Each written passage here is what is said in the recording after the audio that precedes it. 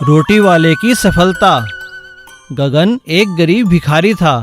वह railway station पर भीख मांगता था और जब भी बहुत भूख लगती तब गुरुद्वारा जाकर लंगर खाता। वह रोज ऐसा करता और अपना पेट भरता था। एक दिन उसने गुरुद्वारे में लोगों को रोटियां बनाते देखा और सोचा, मैं हमेशा यही खाना खाता हूँ, क्यों ना मैं भी रोटियां बना के सेवा करूँ। ऐसा सोच वह एक आदमी से पूछता है, जरा सुनिए, क्या मैं यहाँ रोटी बनाने में मदद कर सकता हूँ? हाँ हाँ, यहाँ पे कोई भी सेवा कर सकता है। गगन रोटियां बनाना शुरू करता है। उसकी बनाई रोटियां सबको बहुत पसंद आती हैं और वो बहुत तेजी से रोटियां बना देता है। अब हर रोज गगन भीख मांगना छोड़कर सेवा में लग जाता है। उसकी भक्ति और सेवा से सब बहुत खुश होते हैं। कई दिन बीत जाते हैं और गगन रोटियां बनाता रहता है। गुरुद्वारे में सभी लोग उसे अपनी खुद की दुकान खोलने को कहते हैं। अरे भाई गगन, सारा दिन सेवा करते रहते हो, तुम रहते कहाँ हो? तुम्हारा घर कहाँ है?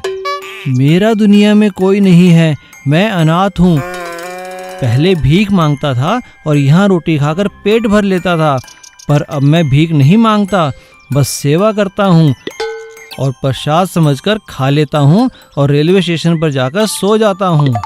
अरे भाई, कोई काम शुरू कर लो, अभी तुम्हारी उम्र ही क्या है, पैसा कमाओ और घर बसा लो। पर मुझे कोई काम नहीं आता। अरे तुमसे अच्छी रोटियां कोई नहीं बना सकता। रेलवे स्टेशन पर अपना रोटी का ढाबा खोल लो। यह ख्याल अच्छा है, चलो कोशिश करता हूँ। और गगन रेलवे स्टेशन पर रोटियों की दुकान खोलता है। उसकी बनाई रोटियां सभी को बहुत अच्छी लगती हैं। धीरे धीरे काम के साथ उसकी कमाई भी बढ़ने लगती है। लेकिन वह अपने काम के साथ साथ गुरुद्वारे में सेवा करना नहीं भूलता। इस गुरुद्वारे में आकर ही मुझे ये फल मिला है, मैं हमेशा गुरुद्वारे का आभारी रहूंगा। और दिन में बची रोटियां गगन गरीबों में बांट देता है। इसीलिए कहते हैं, कर भला तो हो भला। उड़ने वाला घोड़ा। जगत नाम का एक घोड़ों का व्यापारी था।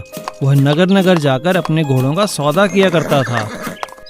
एक दिन उसे पता चला श्यामनगर के राजा को घोड़ों का बहुत शौक है, तो वह घोड़े लेकर वहां पहुंचा। अपने घोड़ों की योग्यता बताओ, यूं तो हमारे पास सैकड़ों घोड़े हैं, तुम्हारे घोड़ों में ऐसा क्या खास है जो हम उन्हें खरीदें? महाराज की जय हो। महाराज, ये घोड़े नायाब हैं, कहीं भी आपको इतने सुंदर और योग्य घोड़े नहीं मिलेंगे। इनसे मिलिए, ये है मेरा घोड़ा रमनी। इसकी सुंदरता के आगे हर घोड़ा फीका पड़ जाता है। और ये मेरा दूसरा घोड़ा है मोती। यह तो पहाड़ी पर भी चढ़ सकता है, जैसा भी पहाड़ हो इसके आगे कम है। और महाराज, ये है मेरा तीसरा और सबसे खास घोड़ा हीरा।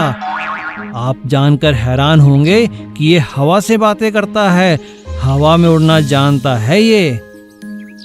ठीक है, हमें तुम्हारा हीरा पसंद है, बताओ इसका क्या दाम है? और व्यापारी ने जितना दाम कहा, राजा ने उतना उसे दे दिया और जगत वहां से चला गया। उसके जाने के बाद राजा अपने नए घोड़े को लेकर युद्ध में चले जाते हैं, पर वापस लौटते हुए बहुत थक जाने के कारण वह घोड़े को उड़ने के लिए कहते हैं, लेकिन घोड़ा नहीं उड़ता और राजा को बुरा लगता है।